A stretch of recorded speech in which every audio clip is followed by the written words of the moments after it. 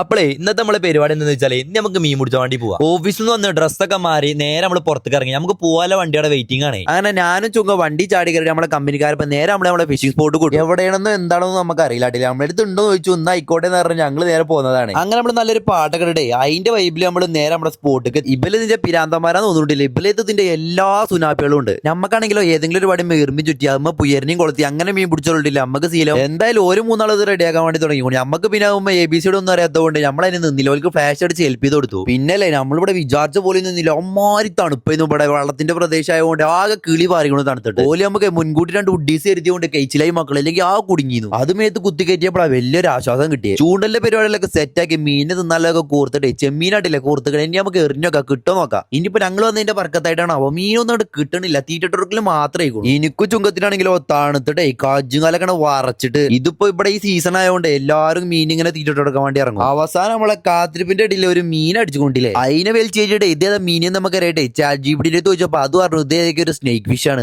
എന്തായാലും അതിനെ ഒഴിവാക്കി നമുക്ക് തൊണ്ടുവാക്കിയല്ലാത്തതുകൊണ്ട് ഇനി അവിടെ എന്തായാലും മീനുകൾക്ക് ഒരു തീറ്റെടുക്കണമെന്ന് തോന്നിയപ്പോഴേ നമ്മൾ നെയ്സിൽ റൂം കയറി. ചുങ്കൊക്കെ ഇപ്പൊ തന്നെ ശവായിക്കൊണ്ടില്ലേ. നമുക്ക് അടുത്ത വീഡിയോയിൽ കാണാം. ശരി എന്നാ.